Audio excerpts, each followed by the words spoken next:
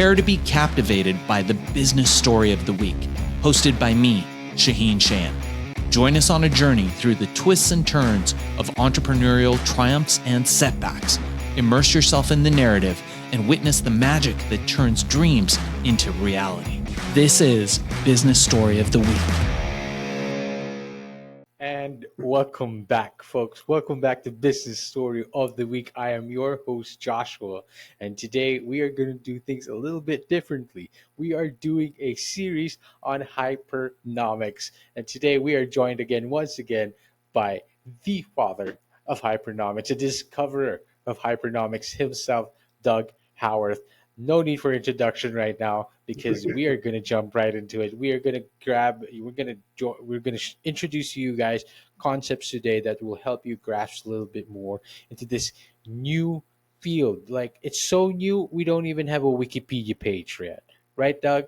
How are you doing? That's right, yeah. It's kind of considered poor form to put up your own Wikipedia page, so I'm going to wait till somebody else does it, and then I can help rewrite it. But yeah, we don't have one yet, so no. Not Soon, yet, because that's why it's such a new field right now. We're still talking about it. You have a book out on it, and we were talking about this prior to the call, to the recording. Father of Hypernomics, but you said it's more appropriate to call it a discovery because this existed before us. Before we start getting into the concepts of this today, of this series, Doug, talk to us about what is Hypernomics, why is it so new, and what's the importance and implications of this today, and why don't we have a Wikipedia page yet? Well, I'm trying to answer all those questions in some kind of order here, Joshua, but Hypernomics is a study of hyper meaning more than three dimensions, and nomics from nonomy, meaning a field of study. So Hypernomics is a field of study in 4 or more dimensions. Now, that initially might sound kind of complicated, but it takes things that you already know and then just puts them together in a way you haven't seen, but it turns out to be important. Right. So, for example, you know that if you were to buy a car, you pay more for added horsepower and you pay more for miles per gallon, but you also know that Ferraris cost more than Sentras, and you know that the fewer Ferraris are sold rather than Sentras. So right there, you already know 4 dimensions. You know that there's a quantity dimension, right, for the Sentras and the Ferraris. You know there's a price dimension to that. And on the other side of that, you know that there's a horsepower dimension and a miles per gallon dimension. So you already know all this stuff intrinsically. What this does is it collects it all together, and it realizes, importantly, that people self-aggregate their behaviors in ways in which we can predict what they're going to do based on what they've done. And so that's the real key to this, is that people collectively see things the same way, which is to say they don't see things identically the same way. It's like, we haven't, as a group of humans, decided that everybody's going to be 5'7", but we have decided that most of them, unless you're, exceptionally small or exceptionally tall, most adult humans are between 4'5" and say 7 feet. We don't see 13-foot people. We don't see people that are 1 foot tall. And so the humanity has kind of agreed on what the range is for size, height.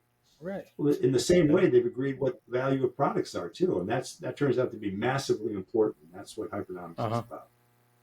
I remember you used like the washing machine analogy as well, and it's the same analogy similarly to what you use with Ferraris right now, which is basically, I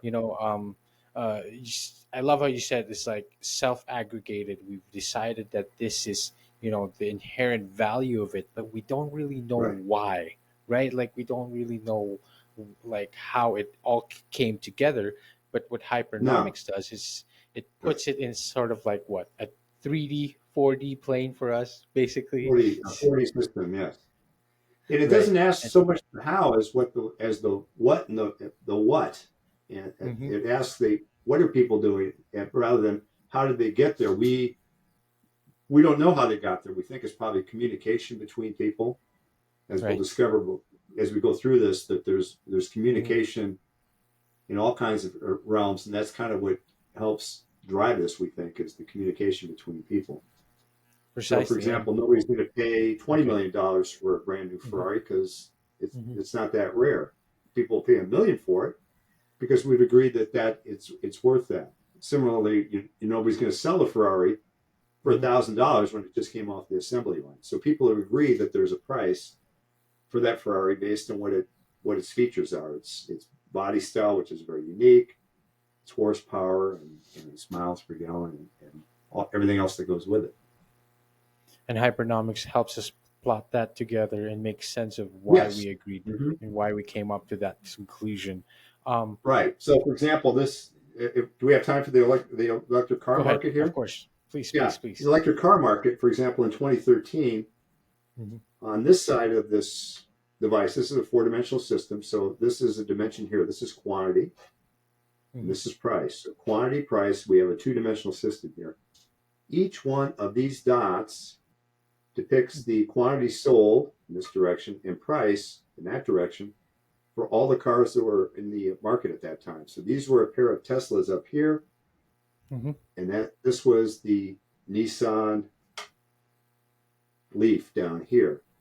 Yep. And what's important about this is there's a limit to the market right here. This is an outer limit of the market. And you also notice, as we're going to see in a little bit, that there's a gap in the market right here. Nobody was playing Right. in this for that price Hmm. range. And then Hmm. just as we talked about how the gas-powered cars wanted horsepower and miles per gallon, well, it turns out in Right. electric cars, people want, in this direction, they want to have more range. You want to be Yes. stuck. So what happens here is as you add range, the value of the car goes up.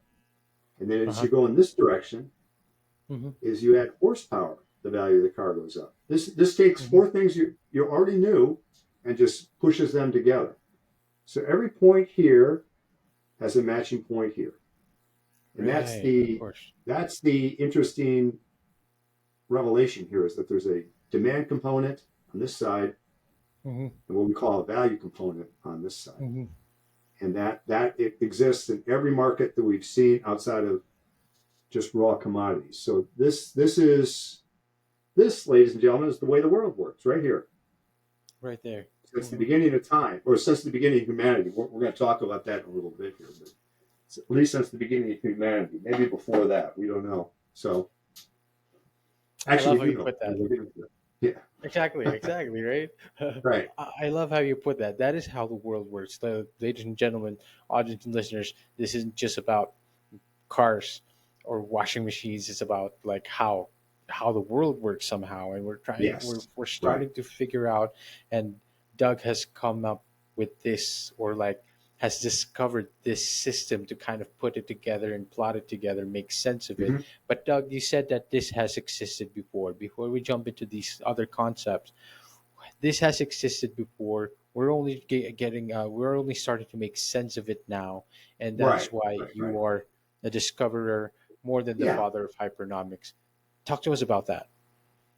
Well, discovery is something like Leibniz and Newton discovered calculus about the same time. Most people think that Newton discovered it. He put out a little bit of work on it and it wasn't well received, so he kind of held it for a while. And Leibniz in Germany caught up.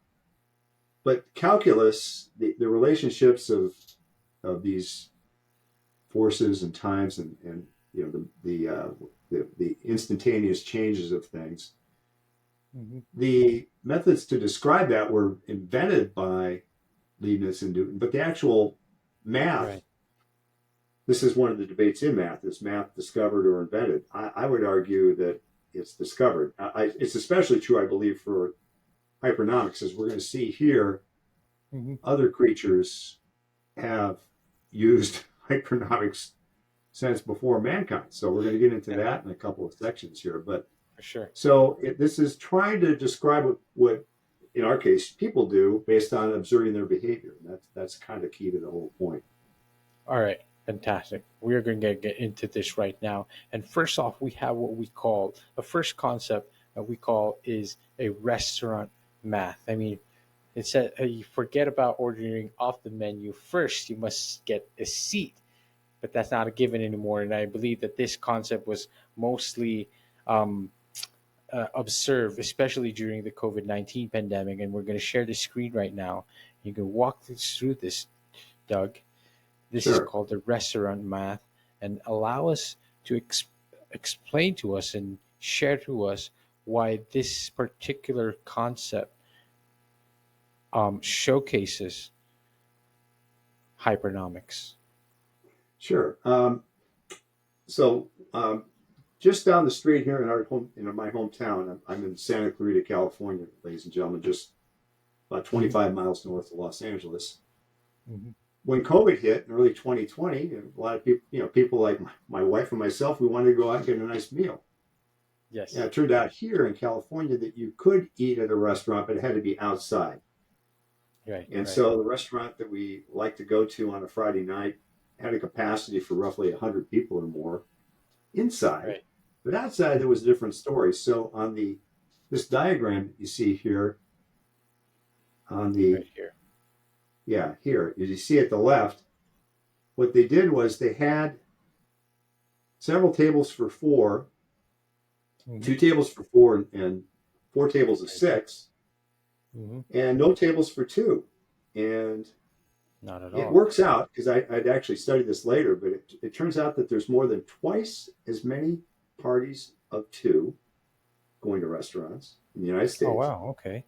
twice as many parties of two as there are parties of four. And then there's even fewer still of six. So the chance of getting six is less than 13%. And so, Wow. so I knew this by observation that they had their seating wrong. So I went into the restaurant manager when we were stuck way out the line trying to get in. We finally got in. Hmm. And I said, "Hey, Kayla, would you like to make more money?" She said, "Well, sure, Hmm. Doug. I'd love to make more money. What do I need to do?" He said, "You need to swap out some of your tables for six." And you see, she kept the sixes, which I wouldn't have done, but Hmm. she got rid of two of the tables for four, and she put in Hmm. tables of two Right here. in B, and It then is. eventually in C, she put out some more tables. Hmm. And what happened was when she went from A to B, her revenue shot up 25%. And the reason Wow. for that is that there's simply more parties of two than there are parties of four. So this is hypernomics at its most simple level. It's trying to figure out the shape of demand. And so Right. the owner of the company, we know him too, he had guessed that they needed to have many more large seats. But it turns out he needed to have he needed to have smaller tables to get more Right people to here. flow through the restaurant. And ended up he made money doing that. Across It's really town, there was so. another outfit that Mhm. had Go it ahead. had picnic tables. It came the time Oh, they one did. time we were trying to get into a restaurant, and there were four parties waiting to get in, and we're all parties of two, three, and four. But his this guy's policy was that he only let parties of five or more use the picnic tables. So he had all these. He had three open picnic tables, but he had Hmm. people going out the door. Four open picnic tables. He had people going out the door in groups of two, three, and four that he wouldn't let in. Well, the chance of him Right. getting Right. four parties of five or more turns out to be less than seven in 10. One chance, seven chances out of 10,000. In fact, you'd be Wow. better off trying to hit one number on the roulette wheel twice in a row than to do that. So Wow. That's so it interesting. turns out that there's some real basic math that you can do here at the restaurant level that once you see it, you can make your business run more effectively. And that's kind of what this is trying to do: is make business and governments and militaries all run more effectively by using the resources that That they is. have, and I'm guessing that they have different resources than they might imagine. He's trying to Mhm. make sure that people see what's going on rather than what they hope is going on. It's the difference between guessing and knowing. We want to make sure that we know going in. Now, could you have an anomaly where, in the case of that one restaurant owner, that four parties of six come in? Sure, occasionally that happens. That's what the seven chances out of 10,000 means. But you don't want to bank on that. You want to bank on the best odds that you have day to day in your business, doing your business, observing the laws that Mhm. regulate your business, which are hypernomics. So that's what Very, we do. very interesting, Doug. And Yeah. that, like you said, like what one of the more basic concepts of hypernomics and understanding how we behave, but more importantly, is like you said, acting based on what is, or what the results are, not what we hope it to be, right? Because Right. six Exactly. tables, we want to fill up those six tables, so I'm just going to put six tables here, but less than Right. 13% of tables of six. No, it's not. 13%. 13%. Less than 13% are five or Less than, more, actually.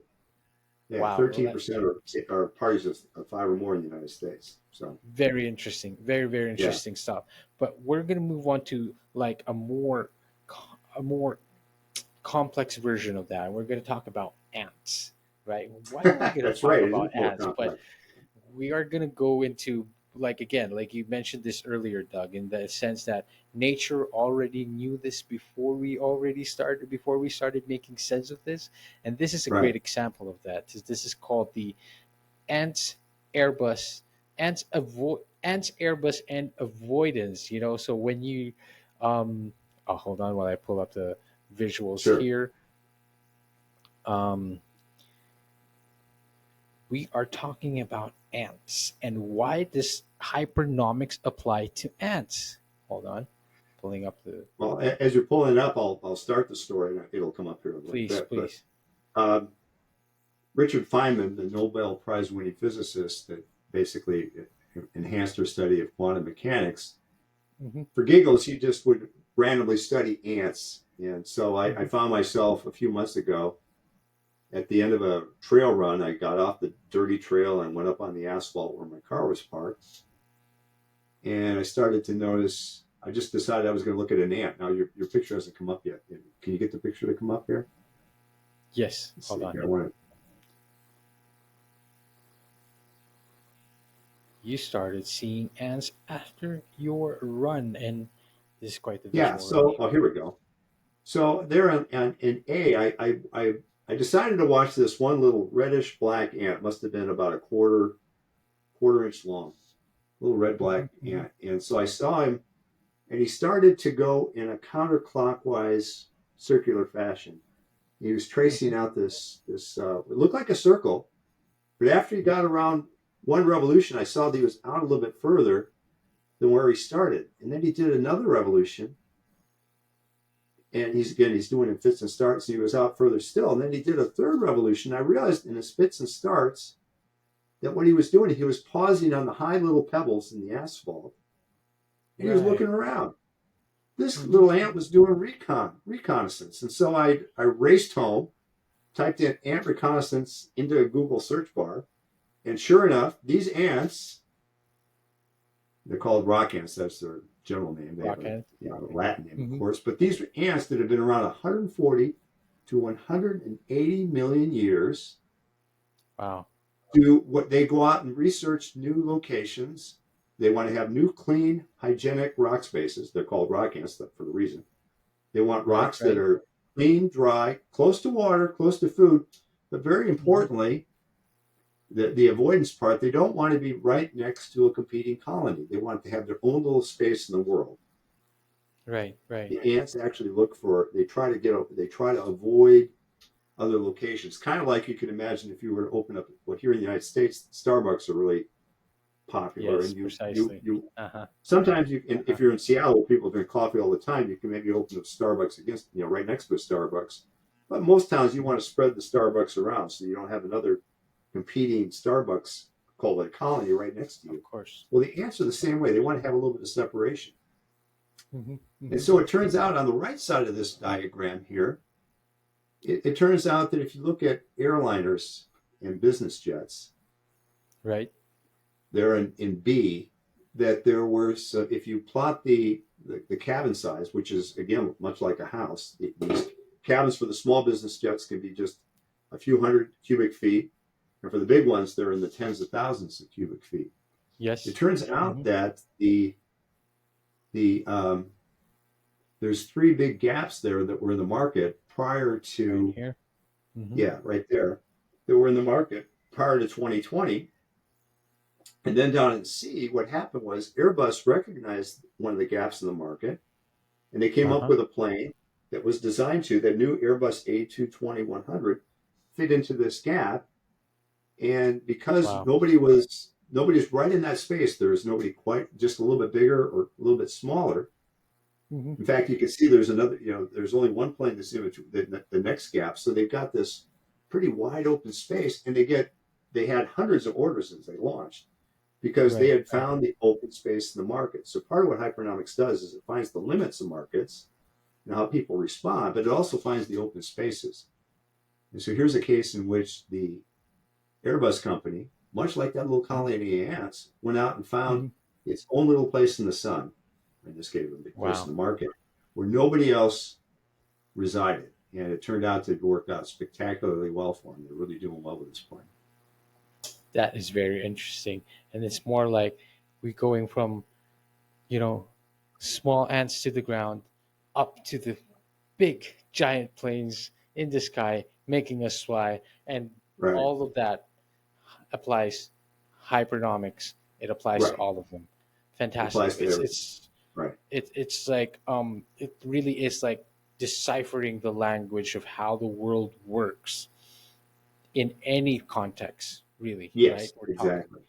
We're And talking so to uh, carry that just a right. little bit further, so the ants are basically doing recon from 140 million years ago. Hmm. So I maintain when humanity evolved, Hmm. the first person in the tribe that's going down the trail or making a trail, Hmm. he's doing recon for the group. Is there a lion ahead of me? This all we all originated, near Tanzania, modern day Yeah, Tanzania. Is there a lion around the corner, a snake, a viper, a rhino? precisely. The guy that's running point is creating part of the gross domestic product for his Uh-huh. tribe back at several 100,000 years or millions of years ago. That person is creating product. The product being the intelligence about where to go, Yes, just as the ants did over 100 million years ago. They still do. 100 million years ago, and still Yeah, doing it today. And still doing only it a today. 100 million years later do we start making sense of it, and we realize that we are just like ants, aren't we, Doug? Actually, yes, right. And the ants communicate. We're not sure how the ants communicate back and forth, but Mhm. I mean, they're researching it. They can tell you what they do, but they haven't been able, I don't think, to explain exactly how they get Mhm. the information back from one individual to the another individual back to the colony. So it's pretty Precisely. fascinating. My knowledge of entomology is pretty limited, but I think it's a fascinating field. But it directly applies to what we're doing here as humans. So that's pretty interesting. That's true. Very much like ants, but very much also comes down to communication. You talked Yes, about this at right, the very beginning. It's like we are trying to make sense of how we're communicating all of these values and how they come together. We're sure. about to graduate into the third concept of hypernomics onto here, and this is something that is called Moneyball. Of course, who doesn't love Moneyball, right? Who doesn't Right. love that movie? One of my favorite movies on here, and it talks about, of course, this particular concept, Moneyball, as applied in the context of the Super Bowl. Talk Now to the us about NFL, this one. the NFL, The and NFL. specifically The this is for NFL. NFL wide receivers. So if you can scroll down a little bit more, Right. um, thank you. Interestingly, people in the United States might remember a football player named Rocky Bleier in 1968. He Right. led Notre Dame Fighting Irish to the national title. He got Hmm. drafted by the Pittsburgh Steelers. He played for about a year. Then he got Right. drafted and he volunteered to go to Vietnam and he had part of his foot blown off. Hmm. Hmm. So he did some rehab and he came back to the Steelers 30 some pounds underweight and he kind of knocked around for a couple of seasons and you know the owner loved him. He kept him on. He probably wasn't as good as he certainly wasn't as good as he used to be and probably just barely marginal for an NFL player. And Right. then after a period of time, Rocky decided I'm going to put it all on the table. I'm going to get myself in the best shape possible.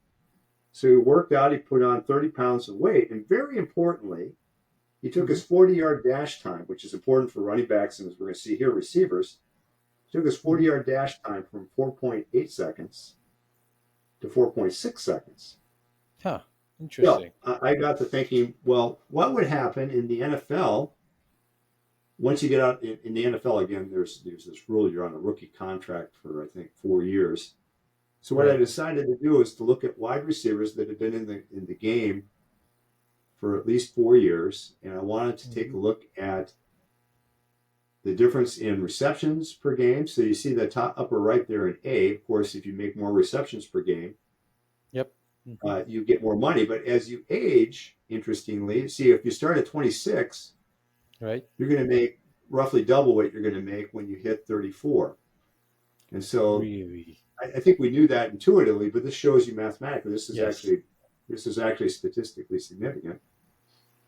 Mm-hmm. And so then over in B down in the lower left-hand corner, it shows it's a different way of looking at it from age, say, 27 to age 32.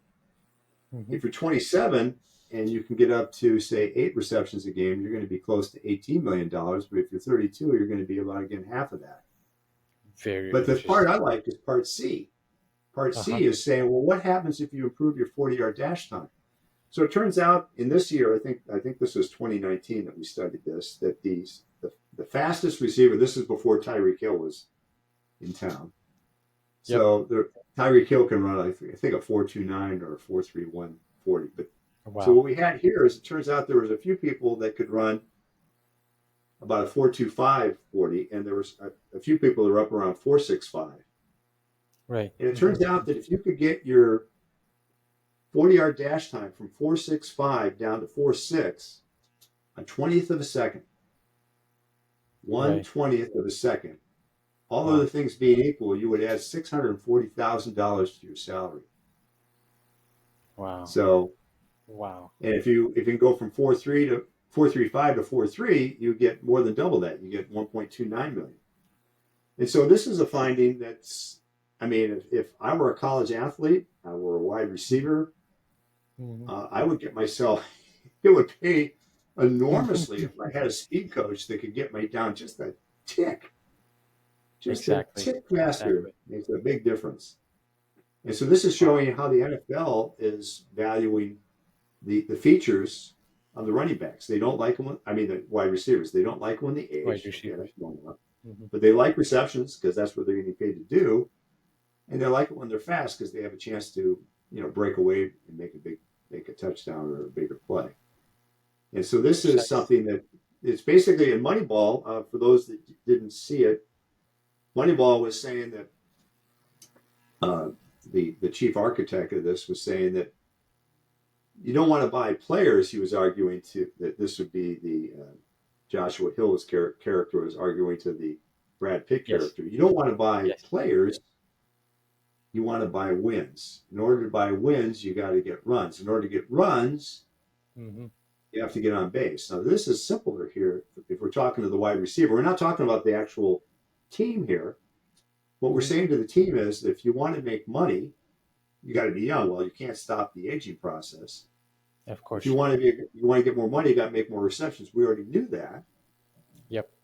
But if you want to make more money coming in, if you can get just a little bit faster, there's a lot of money in it for you. And I think everybody knew that intuitively. It just gets back to in things that you know intuitively. Now we've quantified it, and now we can put a stamp on it and say, hey, look, you get that much faster, you should get this much more money. Precisely. And it's not just, it's just like you said, we knew it intuitively. You knew it by eye test, just by looking at it. Of course, the older you get, the slower you get. But then, people will be like, no, I'm I can still do it at this age. I can still do it. But this one actually puts it into numbers where it's like, nope, this is it. This is the actual quantifiable, measurable result that at a certain age you will only say be limited to a certain level of salary of or what money you're going to be making. Very interesting concept on here, Doug, and it just really allowed us to simplify hypernomics even better. Is there a concept that you applied in basketball, though? I'm very interested now. No, I haven't applied it to basketball, but that's an interesting question. Like the related component to 40-yard dash time in basketball would be the vertical jump. It is the vertical jump. I bet you if you went to look at vertical jump, other things being equal, if you got a vertical jump of 40, some of these guys that hit 48 inches, if you had Yeah. a vertical jump of 48 inches compared to somebody that's at 30, Uh-huh. and everything else is equal, you probably make more money. But we haven't quantified that. But that is an interesting and excellent question. So that would be worth some time to study that. So yeah. For sure. And then maybe scoring, shooting wise, and all that. Oh yeah, Maybe we can sure. come back for another series of that. Doug, talk, Yeah. talk to us about that, and if we ever get to studying that. But Doug, this has been very, very, very educational for me. I have so much clarity provided on here. I want to recall you talking about um, dot plots, right? And this is Yes. what I remembered. We talked about the dot plots on the first episode, where where back in the in I think that was England, but they were experiencing sickness, right? They were all experiencing this Oh type yeah. of Right. flu, and then they dotted where they were people were getting sick, and they found that there was a cesspool that was leaking. Talk to us a little bit about that. Refresh us. Yeah. That's interesting. There was a Dr. John Snow Hmm. in 19th century England who's living there now. He was famously he also invented or is credited with inventing anesthesia. He actually put Queen Victoria under so she could give her birth and not have pain. So in addition to that, this very clever gentleman there was a cholera outbreak in the Soho district of London, which is just east of Mayfair, and Right. just a couple of districts away from Hyde Park to the east. And so he decided he wanted to figure out what was causing this, and so he started to plot the deaths Hmm. where people were dying, and he found that more frequently they came around what was known as the Broad Street pump. Yeah. The And so the converge. people there didn't have, back in the 1800s, they didn't have fresh water to every house. You had to go to a well and pump it. Well, it turned Hmm. out that this well was Hmm. built underneath what had been a cesspool just Hmm. decades earlier, or a decade or two Hmm. earlier, and somebody forgotten about it, put a well right underneath the cesspool. The cesspool leaked into the water, and people got sick. And so we Yes. figured this out. Uh-huh. The epidemic was already starting to slow, but then it slowed dramatically when you had to shut the well off. This was the foundation of epidemiology, Wow. these simple dot plots. And so what I like to talk about in my book, Hypernomics, is that hypernomics actually can walk its way back to Hansel and Gretel. When Hansel and Gretel get pulled out into the woods by their non-caring parents, left there to die, even though, why they wanted to go home, anybody's guess, but they decided to go home. And the reason they were able to go home is they Hmm. dropped these little pebbles in the ground as Yes. they went up the Precisely. trail. And then as they came back, they could actually find them. And so Hmm. that is a dot plot that created a map for them. And what a dot Precisely. plot is in something like this, where I'm showing the car, each Yeah. one of these dots Takes us back. represents a model in the market. And Hmm. so all we're doing is compressing the data down to a series of dots, paired dots, the Hmm. demand dot Hmm. and the value dot, Hmm. Hmm. and then seeing the relationships that form out of those, and then Hmm. making sense of those relationships so that we can make better business decisions as we go forward. So people say, well, Doug, it sounds extremely complicated. I tell them, hey, in fact, if I told you the plot summary of the whole book is dot plots. They could Dot just plot. say dot plots, drop the mic, and be gone, right? Well, I did a Done. little more work than that, but that's what this does. Is it just basically says that, if you do plot all this data, it does self-aggregate. It aggregates in a way that you can use it in every business arena in which you find yourself. So Fantastic. that's what this is. From the discovery of epidemiology to Epidemiology. to the fantasy books to children's Yeah. stories of Hansel and Gretel. We find hypernomics everywhere. And Doug, that is because you've discovered it for us. You've had brought this concept to us today. And I am very glad that we've done this series, we've done the second episode on here. Doug, thank you for coming on here today. Thank you for just providing this so much clarity. I had so much fun on this episode. I hope Me too. audience and listeners did felt the same. Again, like we can do a series on this if you want. Let us know down in the comments and links below any questions that you might want out there. Doug, take us home. That is a great way to kind of wrap us up with the dot plots and everything, and wrapping up with that model and all the concept that we covered. Take us home. Anything you'd like to say to our audience and listeners. Well, yeah, if you want to learn more about this from me and my company, I have a book out now called Hypernomics: Using Hidden Dimensions to Solve Unseen Problems. You can find that on Amazon, Barnes and Noble, or the Wiley sites, or also on the company site, which is www.hypernomics.com. hypernomics.com. And you can drop us a line there at info@hypernomics.com, and we'll give you an answer, any questions you might have. Fantastic. And this has been great. To our audience and listeners out there, definitely check out the book. I would love to get myself a copy as well. And I would love to have you back on, Doug, if we do find another concept to talk about. I hope why so. not? Yeah. All right, For great. sure. Thanks.